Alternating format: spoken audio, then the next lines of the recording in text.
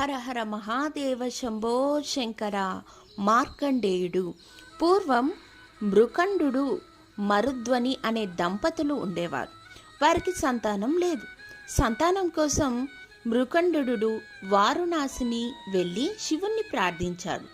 అప్పుడు పరమేశ్వరుడు ప్రత్యక్షమై, నీకు 100 సంవత్సరాలు ఆయుర్దాలం గల తెలివి తక్కువ కొడుకు కావాలా, లేక 16 సంవత్సరాలు జీవించే అల్పాయుష్కుడు తెలివిగలవాడు కావాలా అని అడగగా, నాకు పరమభక్తుడు అయిన కుమారుడు కావాలి అని ప్రశ్నించాడు.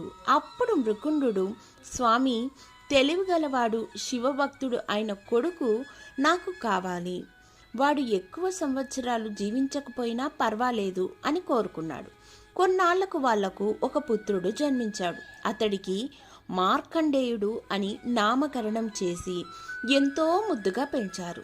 సంవత్సరాలు గడుస్తున్నాయి. మార్కండేయుడు చక్కగా విద్య నేర్చాడు. ఒకరోజు సప్త ఋషులు నృకుండ మహర్షి చూడడానికి వస్తారు. మార్కండేయుడు సప్త ఋషులకు నమస్కరించిన వెంటనే సప్త ఋషులు చిరంజీవా అని దీవిస్తారు. మృకండు మహర్షి ఇది విని తన కొడుకు నిజంగా చిరంజీవి అవుతాడా అని అడుగగా, సప్త ఋషులు దివ్య దృష్టితో శివునికి మృకండునికి జరిగిన సంవాదాన్ని గ్రహిస్తారు. వీరు మార్కండేయుడిని బ్రహ్మ దగ్గరకు తీసుకొని పోయి బ్రహ్మ చేత కూడా చిరంజీవా అని దీవింపచేస్తారు. తల్లిదండ్రుల మనస్సులోని బాధను గ్రహించి వారిని అడిగి విషయం తెలుసుకున్నాడు. వారణాసికి వెళ్ళి నా చివరి రోజులు శివుడి సన్నిధిలో గడుపుతాను అని తల్లిదండ్రులకు చెప్పి వారి అనుమతి తీసుకున్నాడు.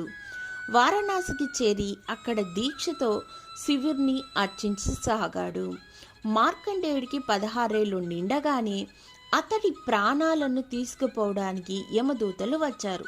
కానీ మార్కండేయుడు శివదీక్షలో ఉన్నందున వారు అతన్ని సమీపించలేకపోయారు. అప్పుడు యముడే స్వయంగా వచ్చి మార్కండేయుడిని తనతో రమ్మన్నాడు. మార్కండేయుడు శివలింగాన్ని గట్టిగా కౌగిలించుకుని ప్రార్థించసాగాడు. అయినప్పటికీ యముడు తన పాశంతో మార్కండేయుడిని బంధించాలని ప్రయత్నించాడు. యముడు తన యమపాశాన్ని విసిరేటప్పటికీ మార్కండేయుడు శివలింగాన్ని కౌగిలించుకొని, శివా మహదేవా కాపాడు అని మార్కండేయుడు అన్న వెంటనే శివలింగం నుండి పరమశివుడు ఉద్భవించి కాలరూపుడై యముడిపైకి వస్తాడు. దీన్ని చూసి యముడు భయపడిపోయి, మహాదేవా క్షమించు, కరుణించమంటాడు. శివుడు యముణ్ణి క్షమించి మార్కండేయుడిని మరణం లేకుండా చిరంజీవిగా ఉండమని జీవించమని దీవించాడు.